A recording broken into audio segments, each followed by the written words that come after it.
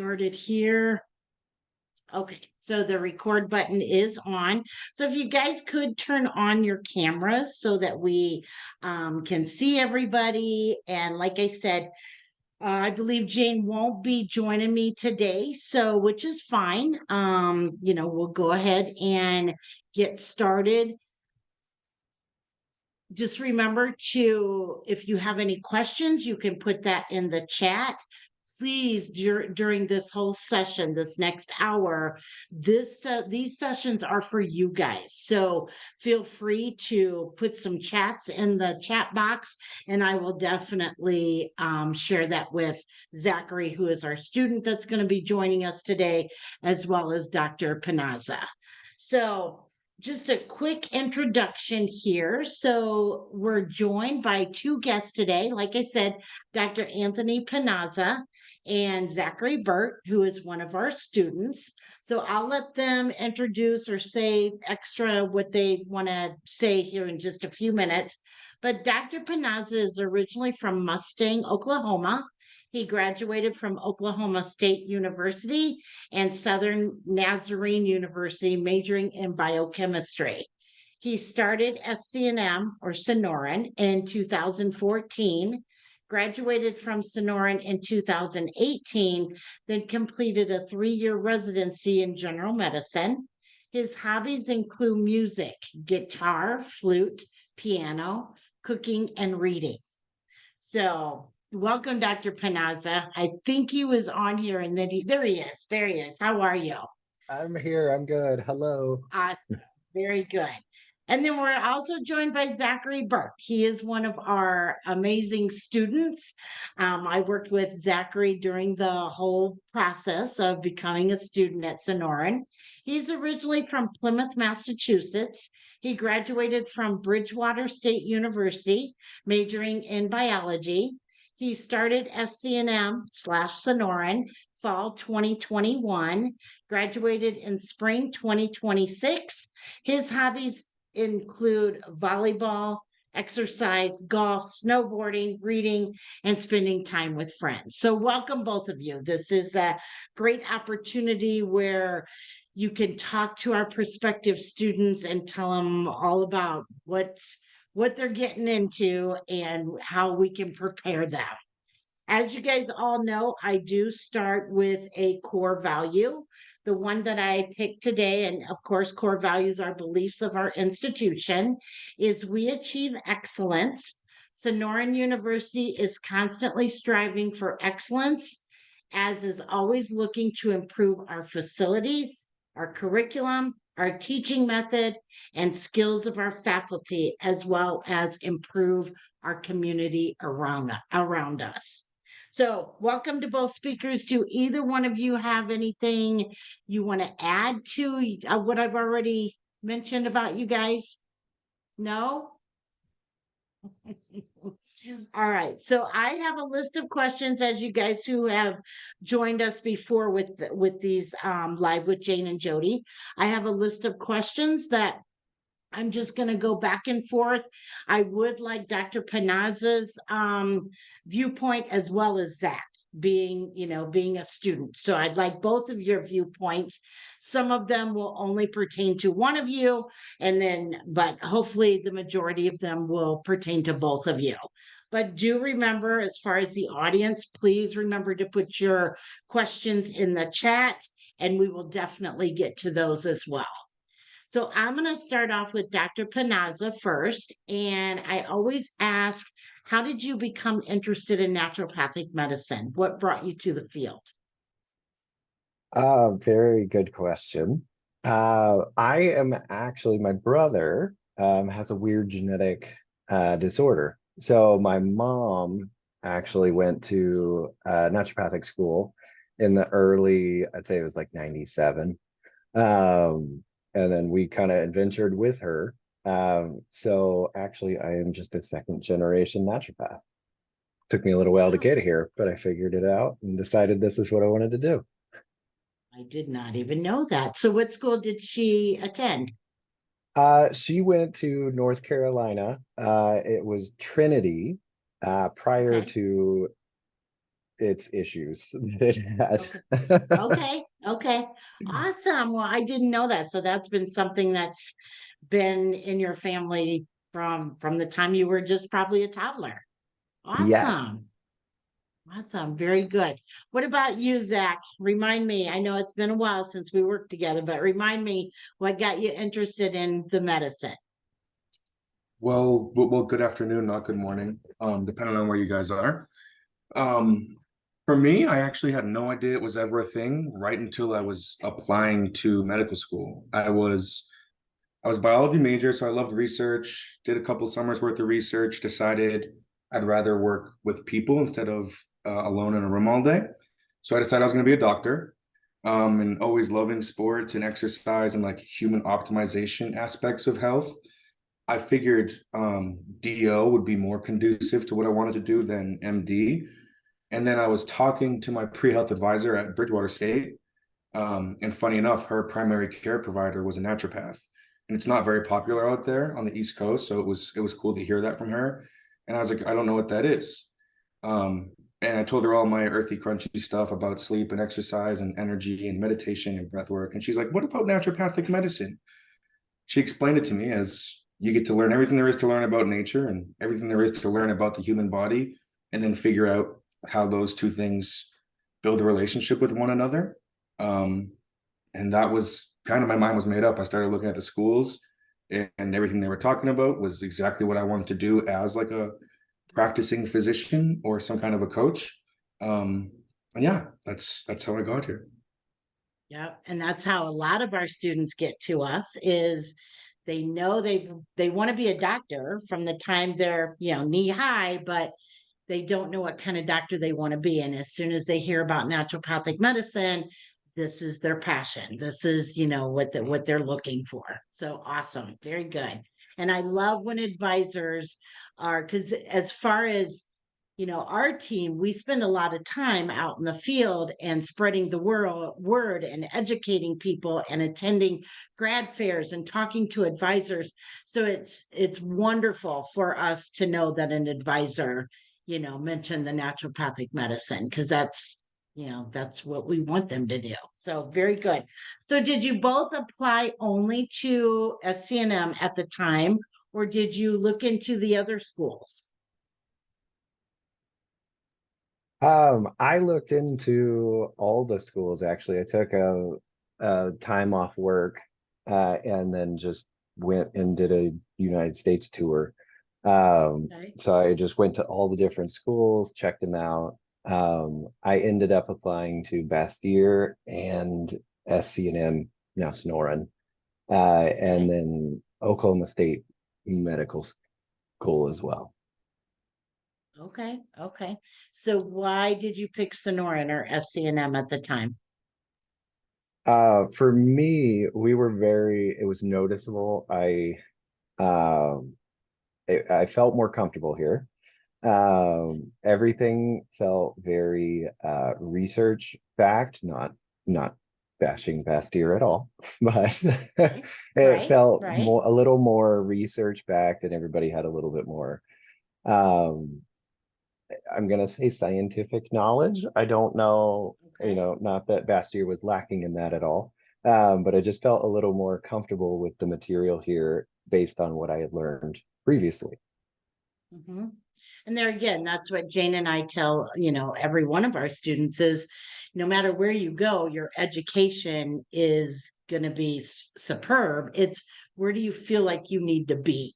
Where do you want to spend that next 4 years? Whether, it's in San Diego or here in Tempe or, up in Seattle, Portland area. It's entirely up to you, So very good. What about you, Zach? I had sort of a similar process. Of course, when I decided I was going to apply to ND schools, I went through all at the time eight. I believe now there's what, seven minus Bridgeport. Um, Mm-hmm. and I'm being from Massachusetts, been surrounded by the same people, places, things to do, way of life for 23 years until I decided to. I mean, I literally lived at home and all through undergrad, so it's like the same exact people, the same exact friend group since kindergarten and elementary school. So I didn't want to go to Bridgeport. It would have been convenient and probably cost effective. I probably still could have commuted. But I wanted to shake the snow globe and see, like, if I changed every single variable around Zach, who would Zach then be at that point? Would he be better? Would he be worse? Would he be somebody I've never met before? Lucky enough for me, it turns out he's way better. Not bashing him. I think I'll always practice at home. So yeah, after vetting all the schools and looking at all of them, I decided to avoid Canada just because, like, visas, and I really want to deal with all that.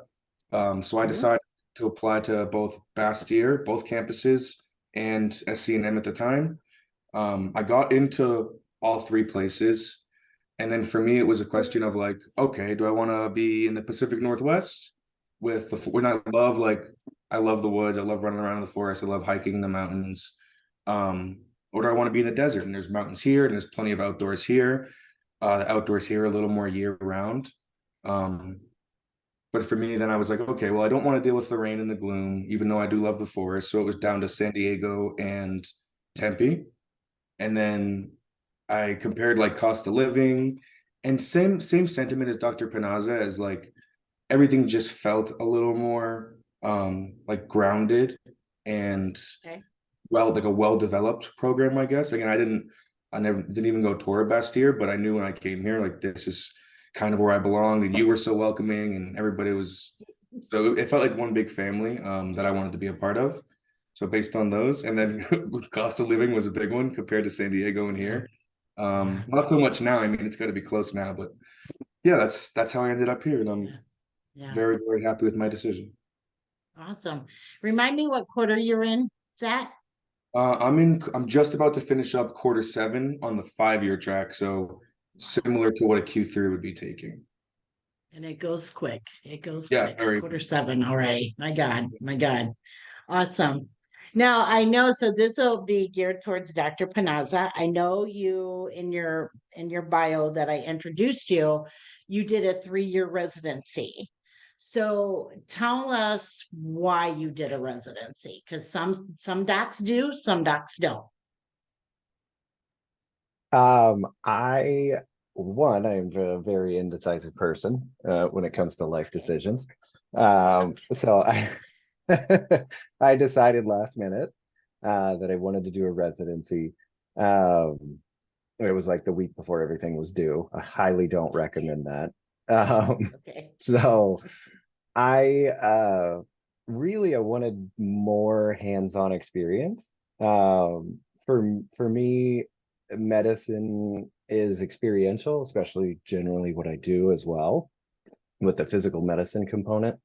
And I just know myself, I need experience to feel comfortable with something versus just knowledge on a subject.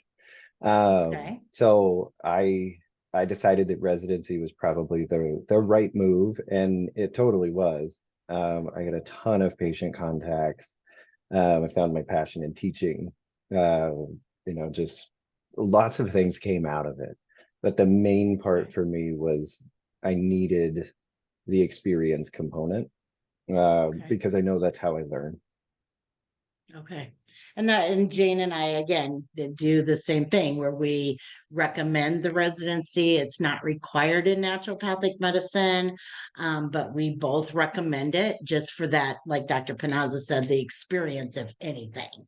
So why did you decide to teach? Because a lot of our docs, once they graduate, pass their boards, they'll go into private practice or practice with another practitioner. Some go into teaching. So why did you choose to teach? Um, Back to my indecisiveness, I couldn't decide. So I have my own practice that I work at, and then I also still teach anatomy, basically the Okay. first year of all anatomy in anatomy lab. Um, Okay. I went into teaching mostly because the residency is very much a teaching based residency. I was in charge of students on shifts and whatnot. Mhm. So I'm trying to help them learn, which in turn helped me learn the material very, very well. But it kind of goes back to the experiential thing. I really like the teaching component because I'm able to provide the experiential component, like in anatomy. Like, why are we learning about the heart? Well, this is the most likely place for a heart attack, or like this is what, this pathology looks like, or these things that you're going to hear in your second, third, fourth year of medical school. I can actually kind of start preparing you for it and start connecting some dots. And I personally love that. It's like Right. a little dopamine hit when everybody gets it. And I'm like, oh, yes. Yep. So, Yep. You feel like it, you've accomplished something. Exactly. yes, Exactly. yes, very That- much so. That's exactly for us. It's when we talk about naturopathic medicine and people know what we're talking about. That's always that plus for us. So, absolutely. So, we do have a question in here. Question for both of you. Do either of you have kids? If not, can you give your perspective on going through medical school with young kids, maybe based on conversations you've had with parents who did do that? My kids are 3 and 6, and I am a super present mom, so it's my primary mental block. Good question. So I'm sure in your class, Dr. Pinazza, you probably have plenty of students with kids. Yes. I only have two cats. Not any kiddos, so they're pretty self-sufficient. But I have seen several cohorts go through with people who have kids of all ages, newborns, people who are pregnant and they start and then they have a newborn, and then people who have 15-year-olds, 16-year-olds, all the way to 40-year-old kids. So I have seen a lot of people go through, and I do have to say it is from a third party standpoint, from looking at it from a teaching standpoint, it is harder. I have a lot of respect for the parents who do go through the program, because you got to balance basically two worlds, school and your kiddos. So what I have seen that has worked nicely is designated time for studying, and being very efficient at your studying. And there are many ways to do that. You have to find which is right for you. But the main thing that I have seen is being extraordinarily efficient with what study time you do have, so that all of your other time can be towards, your kids, going grocery shopping, doing all the things that you have to do. And I would say that's good for literally everybody. Everybody needs to have boundaries with the studying, because I see that get out of hand. But I would say it's especially pertinent if you have kiddos. Okay. Okay. And Zach, I'm sure, well, I'm sure you don't have children yet, but I'm sure you have classmates that have kids. So do you see them struggling more than others? Or, I mean, they're still able to get through. I just want everybody to understand that it's still doable, but like Dr. Panazza said, does it seem like it's a little bit harder for them? Yeah, so I'm 25. I don't have any kids yet. My plan is to wait until I'm done with school, ideally Mhm. do similar residency to what Dr. Pinazza did for similar reasons, and then have kids down the road. Um, Okay. I have the convenience of being able to make that decision now ahead of time, as opposed to making this decision after I have kids. It's definitely, you definitely see the struggle. Like, I wouldn't even call it a struggle, but a bit of a challenge. And again, a lot of it is just around time management. And there's great strategies to put into place that I see a lot of these parents do. And it's not like you would be like some like outcast having kids. Like, there are many, many people at school that have children, several children at that. Um, One thing that I do notice is that they're, I mean, I'm a pretty driven person myself, and I do a lot of extracurriculars in class, and I do well in class.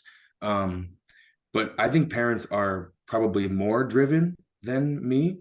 Especially parents where you see it's like a career change, or they're recommitting to something. It's like this new Yeah. fire underneath them, and they have these like little versions of themselves that they want to do the best for. So I think I wouldn't say it makes it easier to have kids. Maybe mentally it makes it easier, although you may have more tasks to do throughout the day and throughout the week. I think it's a very good like why. And then talking to people that have parents, like I tutor and ITA, and People are always asking me, how do I study? I have to spend time with the kids. They seem a lot more like dedicated to their study time than some of us other people, other students. So yeah, it's definitely a two-folded thing. Definitely more like time management and tasks on hand. But you also get that bigger, stronger why, I suppose. Yeah. Very good. Very good. Yeah, I know that. I know that's a concern of some of our students, not all, is the okay, well, I have kids, I can't do this yet. I'm like, yeah, you can. There, I mean, the resources that we have, and it's all a multitasking, but it's multitasking if you're not in medical school and raising children. So, awesome. All right, so let's get into the foundation of what do you think students need to know, or what's one of the, let's see, what do you see as the most important foundation for students to have before they start the program, Dr. Pinazza? I'm slightly biased, but anatomy. Okay. I would say a strong knowledge of anatomy. I mean, we're going to build you up, of course. We're going to go into more detail and we'll get you more, but a strong foundation in anatomy is the basis for everything. You're going to learn pathology, which is just abnormal anatomy. Um, and then physiology is important too for when you get into pharmacology. Like all of the first year, whether you go 5-year or 4-year track, but either one, the first year material is your basis, and they're called basic sciences. And honestly, they are, if you can master those, then everything else is just going to kind of fall into place. Okay, that makes sense. That makes sense. What's your input, Zach? And I don't remember when we talked about prereqs. Did you have anatomy, physiology before you came in? Yeah, I did. I was a biology major. My anatomy and physiology in undergrad was, I would say, very basic compared to what we do now. Although it did give me an idea of how should I approach learning this type of thing. My anatomy and physiology in undergrad were in one class, so it was very like surface level and not super clinically oriented. Although like it is nice, then words come up in anatomy now, and it's like, oh, I've at least heard that before. I have an idea of what this might be. Okay. But yeah, for me, I think like one of the most important things you could do to prepare yourself would be just that, like mentally prepare yourself. Like, is this something I want to do? Am I doing it because am I doing it for the right reasons? Am I doing it because somebody's making me do it, or am I doing it because it's what I'm passionate about? Um, so often, I mean, it's medical school. Medical school is gonna be really hard, but like it can either bring it out or it can like light you up inside. Like we have the one class, like the foundations of naturopathic medicine and the history and philosophy. And it's a Friday morning class online. Sometimes you go, sometimes you don't. But like for me, it's a Friday morning thing. And it always reminds me like, oh, it's like a nice, like easy Friday morning class. And it's like, oh, this is why I'm here again. Because yeah, it's easy during the week to get like bogged down in all of your heavy science classes, or when you get to Gen Med, like these more demanding classes. But like if you can always like have that, like write it down now before you, if you guys haven't applied, if you're accepted, I'm not sure, but like write down your whys and keep those close to you. I think that was like very important for me. It was just like not letting medical school anesthetize me, like drain the life out Yeah. of me. Yeah. I don't know how many times Jane and I both say, when a student is struggling, or when a student is saying, I don't know if I should do this now, we always go back to remember the why. Why do you want to do this? We already know where you came from and how you got here, but why are you determined to do this? So you're absolutely right. All right, we have a couple questions in the chat. Speaking of creating boundaries and time management, what are your tips for finding methods that help you not get too overwhelmed? It could be a question for both of you guys. So I'll go first. The There's lots of different methods, and you literally just have to like try it out and be like, does this work for me? The main thing is being choosing what your priority is, like obviously school, but what's your second priority? Like, is it self-care? Is it kids? Is it, good food? Is it, what is the thing that you like? Is it watching TV? Something. That's the one thing that I repeatedly tell people as they go through the program in all stages, all 4 years, is, take time for yourself, whatever that may be. Watch a TV show that you like, go on a hike, treat yourself to a nice meal once a quarter, like do something to set that boundary. What I know that works for a lot of people is sleeping. Everybody lacks a little sleep through the program. So one of the biggest things that I have seen most helpful is to set a stop time for studying. Because if you don't, you will keep studying until like 2, 3 in the morning. So setting a stop time and being like, all right, it's 9 o'clock. I have studied what I can and I'm going to bed, because sleep will honestly keep you recharged way longer than studying for that anatomy or physiology test, 2 more hours. Yeah, I totally agree. Totally agree. What about you, Zach? What doesn't make you overwhelmed or to where the point you don't get there?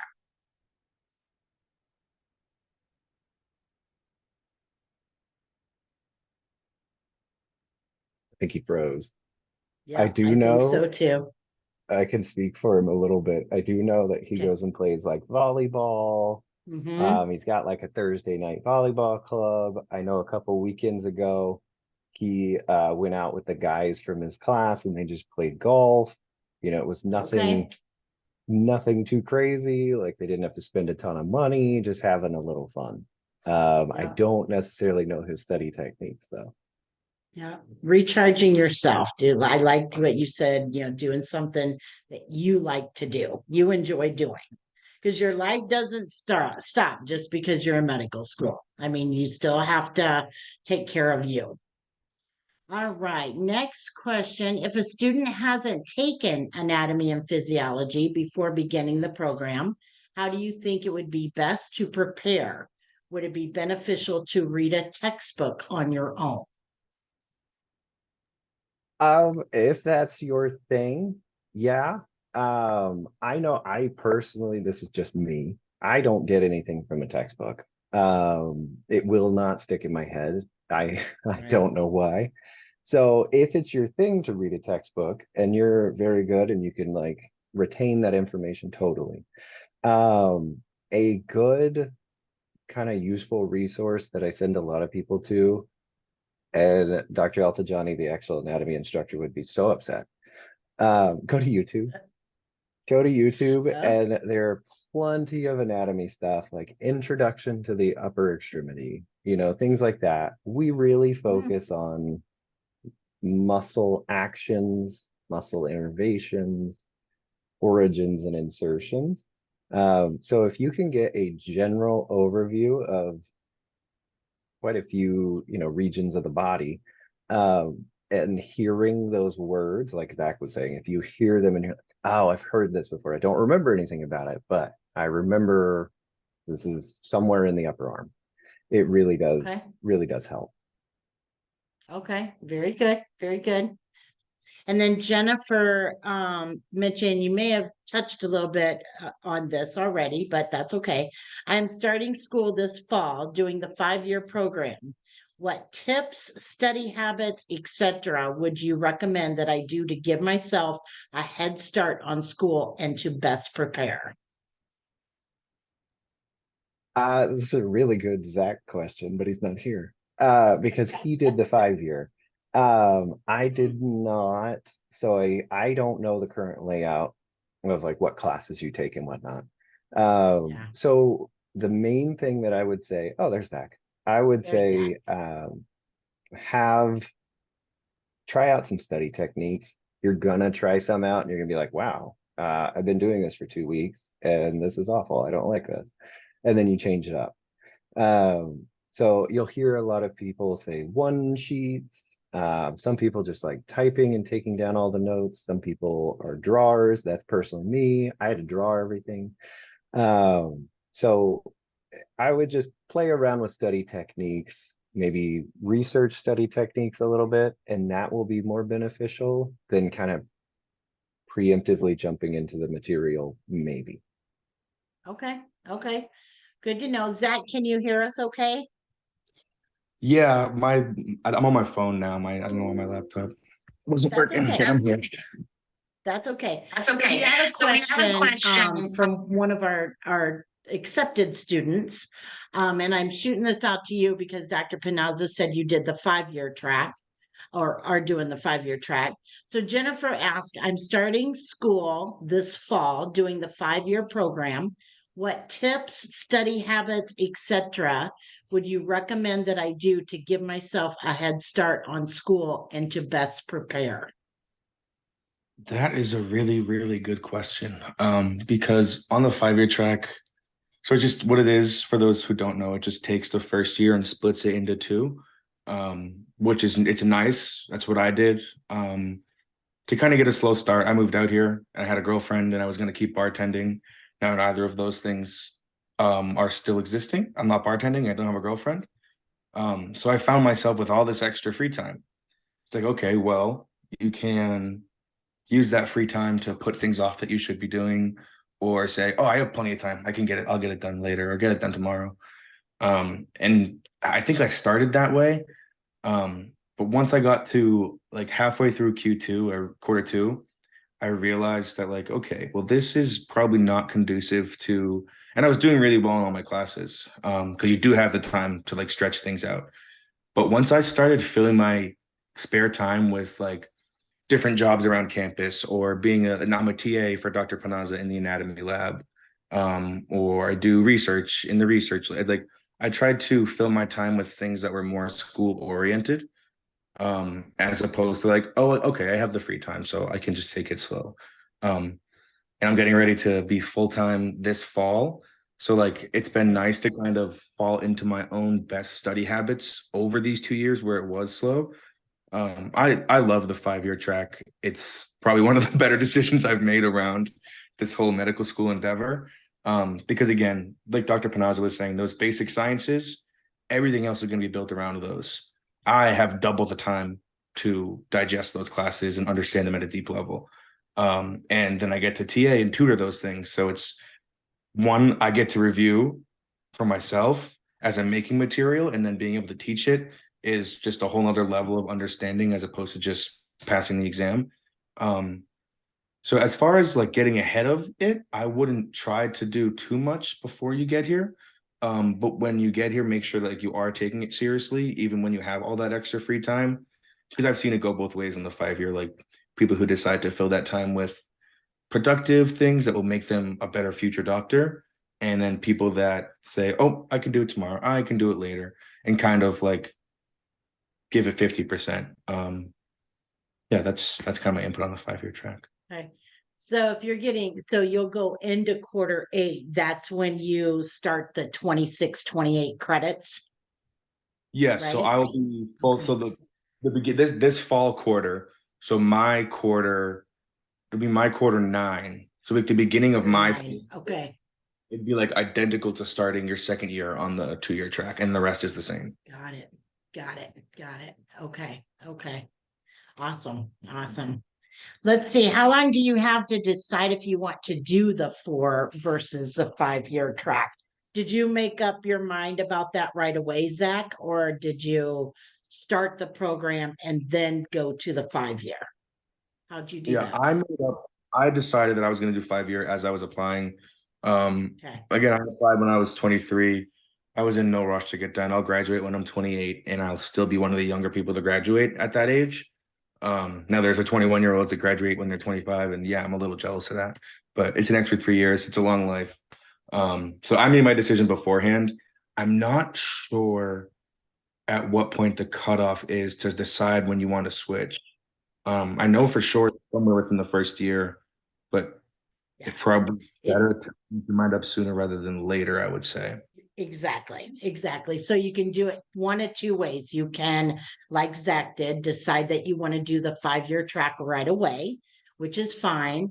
Or you can start the 4-year track. And I want to say it's by week 3 because it's pretty quick. If you feel that you're starting to fall behind, you can ask to be put on the 5-year track.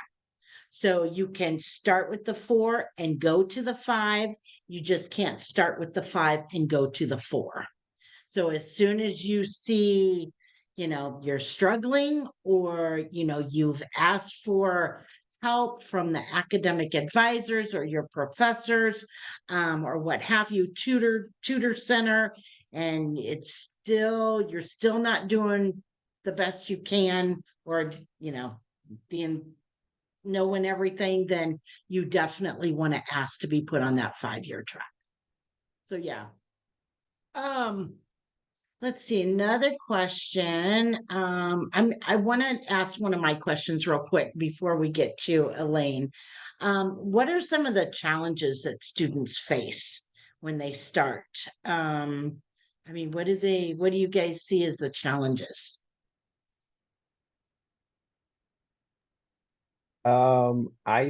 I definitely see, so whether you're on the 4 or the 5-year, it doesn't necessarily matter. Mhm, Um, you change, how do I want to phrase this? You change professors a decent amount, I would say. Not, like, oh, this professor's gone, but like you're out of their class and then you go to a new professor. We turn over classes very quickly. Like, it is a quarter cycle. So you have 11 weeks to master the material, whatever that material may be.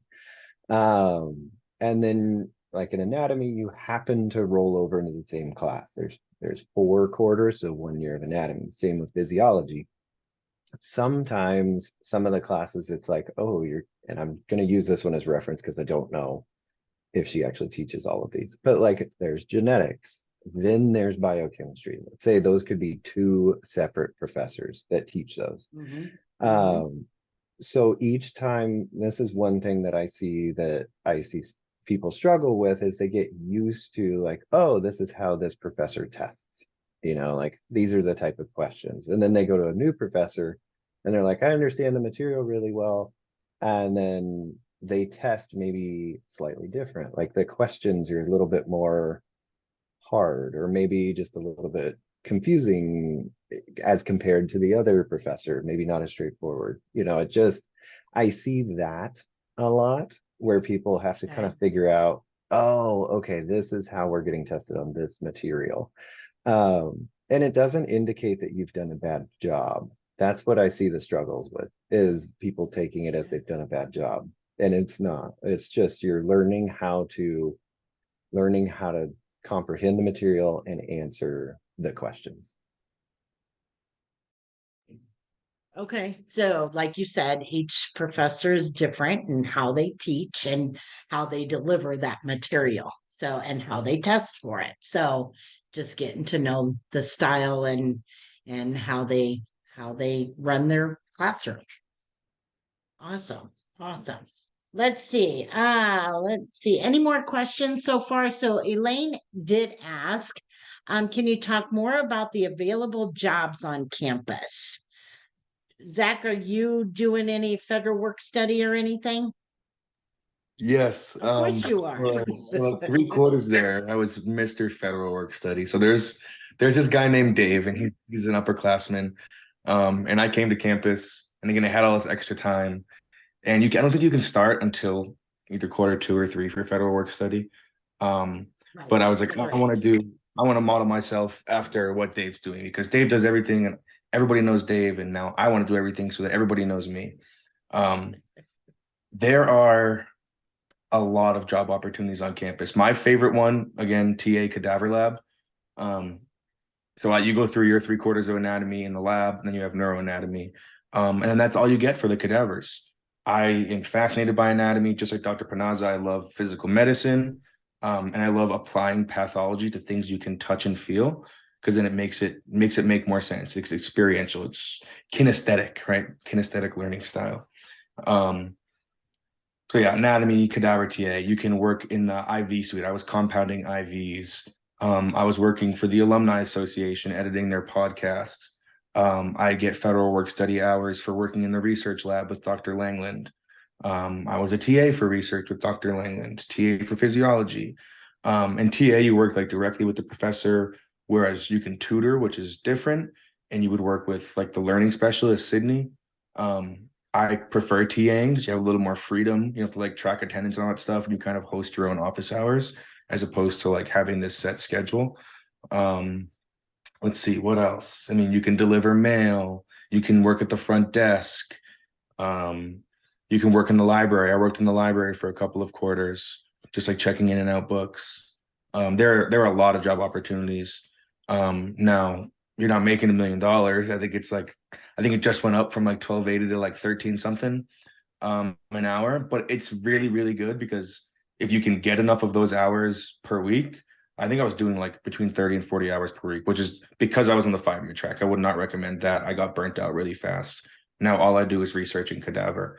Um, but it's nice because it really like slows down that like loan building up on you. Because with me not working and me being I'm out here by myself, like I have support if I need it, but trying to be a big kid and pay my own bills and do all that good stuff. Um, so living off of loans, when I was working 30, 40 hours a week just at school, half of my loans for the quarter were not they're not loans because it's federal work study. There's no interest and you don't have to pay it back. And it's nice because instead of me getting $8,000 the beginning of the quarter and having to stretch it out, you work for it, so you receive it in disbursements, so you don't spend it all right away. I really like the federal work study program on campus, and we have a lot of different opportunities. Yeah. So you don't have to stay with one federal work study job. You can switch and do different ones each quarter, right? Yeah, yeah. And I mean, I think last quarter I had library IV suite, phys TA, anatomy TA. Awesome. So I did all 5 of those during the same Wow. quarter. You Yeah, are busy, busy little beaver. So, Courtney, I'm glad you brought up this question because I was going to ask this next. So, what is the average number of hours per week spent in lab classroom? And what is the average number of hours spent studying for 4-year and 5-year? So, Dr. Pinazza, let's start with you doing the 4-year. So, what's an average in a classroom and then average studying? In the 4-year, I would say with all of your classes, all of your labs, I'm gonna say it's generally like an 8 to 5, pretty much every day. Give or take some quarters, it might be like, oh, I get out at 1, and I think the very first quarter, I think you get Friday off, where it's Mm-hmm. not Yep. Friday off, like you go in the morning and then you have the rest of the day. So we try not to overload you right away, but it's basically a full-time job. I would I would venture to guess that it's a kind of 40-hour work week that you're in school in some fashion. Um, then as far as the studying goes, what I typically see the first year is people over study. You're not efficient. You haven't had enough time to feel comfortable with the material yet, and you haven't got your study techniques efficiently down. So I would say the studying per week is an additional, I'm going to go big here, but an additional 20 hours. And it includes the weekend. I feel like people kind of overstudy in the beginning, and then you rein that way back in. You get very efficient. The longer you're here, you're like, okay, I got this. This ties to the thing that I learned a year ago. And I've seen people rein that studying back in to somewhere between maybe 10 and 15 additional hours, just from starting to be more efficient, I would say. Efficiency Okay. is the theme Okay. here. Okay. So, and I think that's when Jane and I are advising, we're saying anywhere from the 8 to 5 Monday through Friday for the classroom, and then 20 to 25 hours a week for studying. So yeah. But like you said, once you get it down pat, then you can kind of ease off that studying if you have to. If not, you continue, going full speed ahead, of course. What about you, Zach, being on the 5 year? Is it 12 to 15 credits per quarter? So what's an average day like that for you or week? It's different on it's weird in the 5 year, not weird in a bad way. But it's like there's inconsistencies throughout the week and then even from quarter to quarter. So I could have no classes on Monday or Wednesday or one class on Wednesday and then have a full day Tuesday, Thursday, and Friday. Um, Okay. for me, what I found was like treat it like that 8 to 5 because all my friends in the 4 year track are on campus.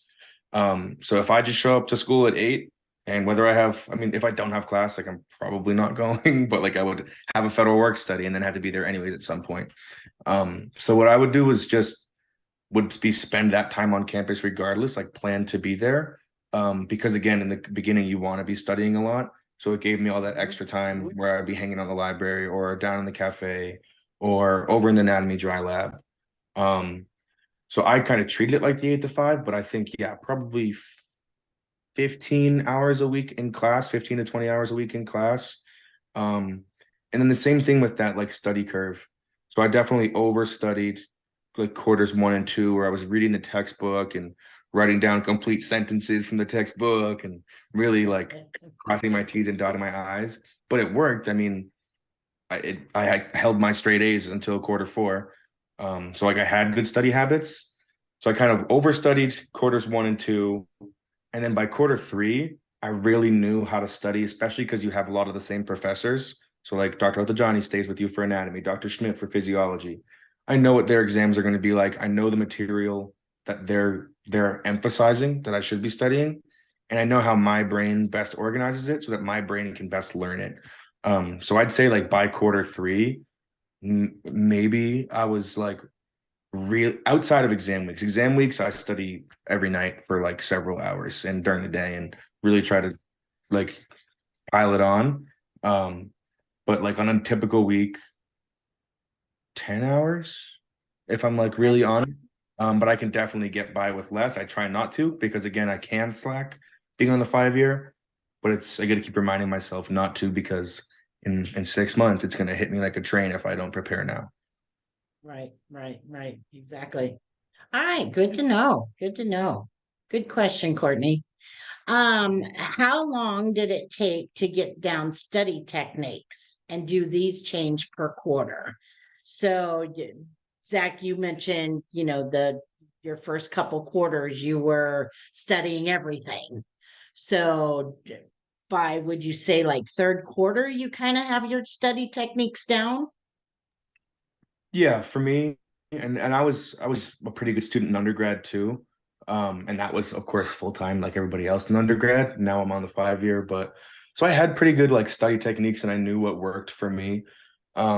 A lot of what worked for me is cramming the week before. It's helpful to have that material fresh, review the last 4 weeks in 4 days, and then you feel like you just learned it.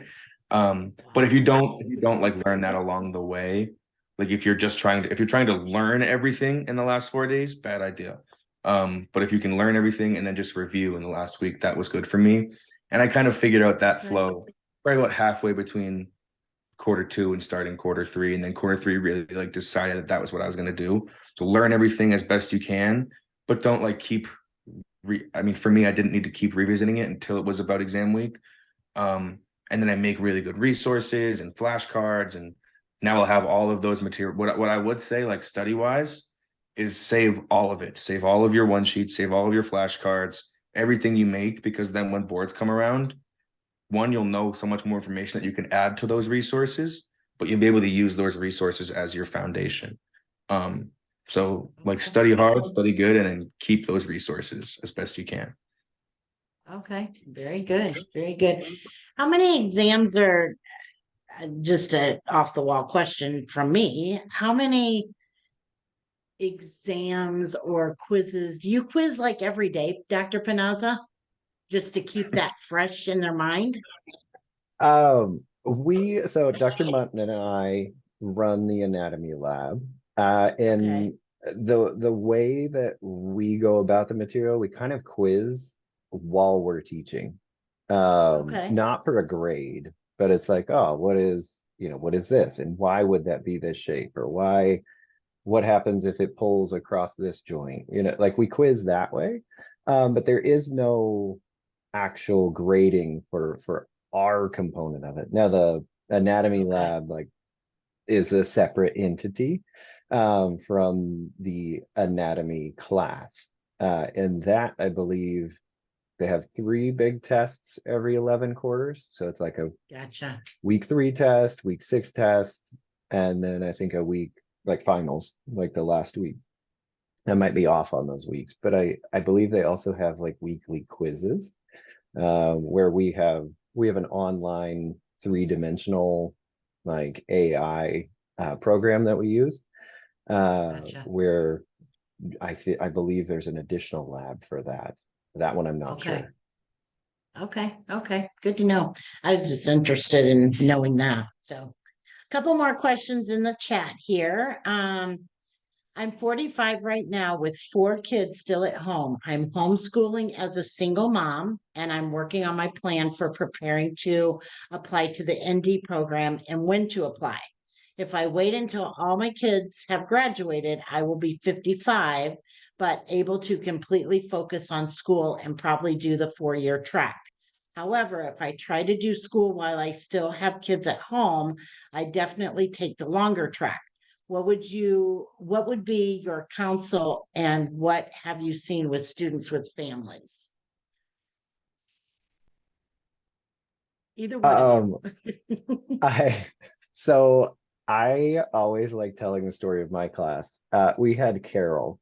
Carol Yep. was 67 years old when she started. She retired from being a engineer and now she practices in Wyoming.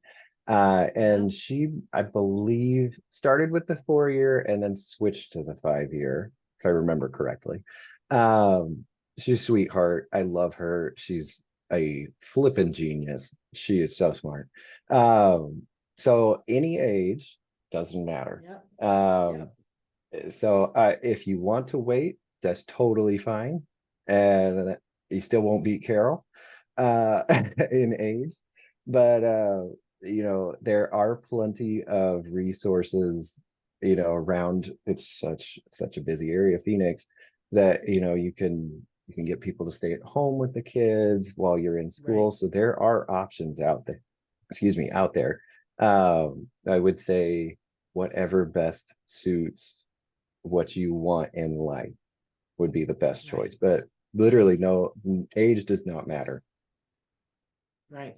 And that's what I say all the time. When somebody says, "Well, I'm this old," that's not what I'm worried about at all. It's helping you prepare for this program, so that you do well in the program. Don't care how old you are. So Marina put on here, I waited and my youngest is now going into sophomore year of college and she still wants me to wait a bit. I am 57 now and doing well in refresher courses and preparing to apply as soon as possible.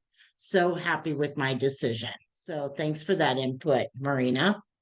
And then Courtney asked, is it a 2-week break between each new quarter?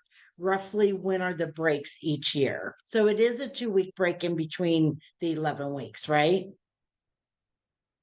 Okay. So then does it go once you get to clinic? Does it still stay a 2-week break or does it go down to a 1-week break? So it is still, for the most part, a 2-week break. Okay. We Okay. do have, once you get into clinic, which is your 3rd and 4th year, which I think is where all the magic happens because you start Mm, applying everything you learned. But there is something called break week shift. So while the school is on break and you don't have classes, where the clinic is still open. And I believe it's 2 weeks that you do have to complete prior to graduation, but that's okay. 2 weeks out of 2 years. And you don't have to do the 2 weeks back to back. So you can do 1 week and then enjoy your next 2 week breaks for the rest of the year, and then do your other one later. So Very you good. still get them with the little caveat of you might not. Okay, okay, good to know. All right. So, Dr. Pinazza, does knowing medical terminology a must to get through this program? It definitely helps. If you can know your prefixes and suffixes, it definitely will help. Okay. That being said, especially in anatomy lab, Dr. Munt and I, we try really hard to translate like the Latin and the Greek words for you. So, like, here's a really great example. Teres means round. So when you're looking for a muscle, you're looking for a round muscle in the forearm. So we always try to kind of help you guys out, and we try to get you to understand medical terminology as we go through, because you can figure out a lot of information from just knowing the medical terminology. Even if you're like, oh, Okay. I don't know, but I know that this means this. Okay. Very good. Very good. And then Leah did ask, are there any breaks over holidays? So Sonoran gets quite a few breaks. So as far as holidays off, and it's just the general federal holidays, I believe. But yeah, so you would be on a quick break for the holidays. So we just got back, of course, from Memorial Day. So one last question I'm going to ask, because I want to be, respectful of Dr. Panazza and Zach's time.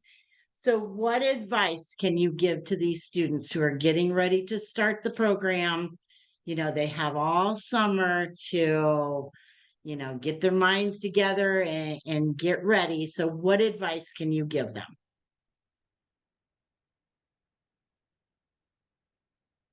Oh, you're on mute. There we go. I would say just go have fun prior to starting this. Like, go do whatever it is that you Okay. like doing. And keep that. Like, even if you don't, I don't Okay. know. I always use a reference mini golf. I like mini golf. Um, so go mini golfing. And like, if that's your thing, go like a couple times a quarter. Don't lose the thing that makes you you. So go enjoy it while you still have the summer, move out here, and then keep doing it. That would be the best advice I could give you, I think. Okay. What about you, Zach? Yeah, I think I would totally echo that. That's exactly what I did summer of 21. Okay. Did everything that I love doing at home. Because I mean, I love New England and the East Coast, and I go back there as often as I can. But like I knew it was going to be a long time before I could like spend real amounts of time here again. And it was like, okay, wrap up Right. undergrad in the spring. I think I graduated in May of 21 and then moved out here a month before school started in September. And in Okay. between there, favorite restaurants, friends every weekend, family every day. I went skydiving, went on a little vacation, went on a road trip, went camping, like everything that I love Awesome. doing, because I knew it was going to be like crunch time when I got here. And now that I've been here for 7 quarters, I've figured out how to fit some more of those things into my life. I heard Dr. Right. Panazza talking about what I froze was, yeah, volleyball, golf. I went Yeah. camping a couple weekends Yeah. ago. Still going out with the friends. Like Yeah. as much of it that like makes it feel not like work. And then just yeah, like mentally like explore who am I? So I would love to have that more established before I got here. I'm Okay. 25 years old and it's tough now to like take the time to like sit down in a quiet room and like think about my Right. thought. What do I actually believe Right. to be? So yeah, just Right. ground Right. yourself as much as you can and have as much fun as you can. Not that you can't have fun when you're here. I still do plenty of that. But But just do a lot um as much as you can before you start. So real quick, Yeah. I heard you say, did you move out here about a month before it was time to start? Because I know a lot of students are asking me that. Is a month good? yeah, I really like yeah, I was out here for like 5 weeks before school started. And I mean I Okay. drove from Massachusetts to Arizona. We left on September 1st. We stopped in Richmond, Virginia, Nashville, Dallas, Las Cruces, and Okay. then got here.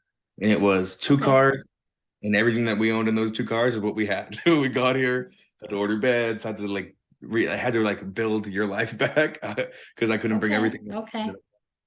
And it But was really that's, good. yeah, yeah, Learn, that's what I usually tell them too. It's 4 to 5 weeks. yeah, learn the area, get in some kind of routine, Yeah, maybe link up with some people. I don't know if you guys have like a Facebook group or how you guys can communicate with yeah, cohort before you get here, but yeah. like a bunch of us met each other beforehand, and then orientation week was pretty fun. Um, yeah, just get settled in Awesome. before it hits, because if you're uncomfortable during week one and you fall behind, it's always easier to start ahead than behind. Very good. Very good. All right. So be respectful of both your time. I appreciate everything, all the advice you've given them and given me. I mean, I even learned a couple things today myself. So I appreciate it, and have a great afternoon, and we'll see you on campus. All right. Bye, Dr. Pinazza. Bye, See Zach. ya. Thank you guys. And Jody, you Bye-bye. can feel free to share any email contact information you want. I'm all ears. Okay. Very good. All right. Thanks, Zach. Thank you. Bye-bye. Have a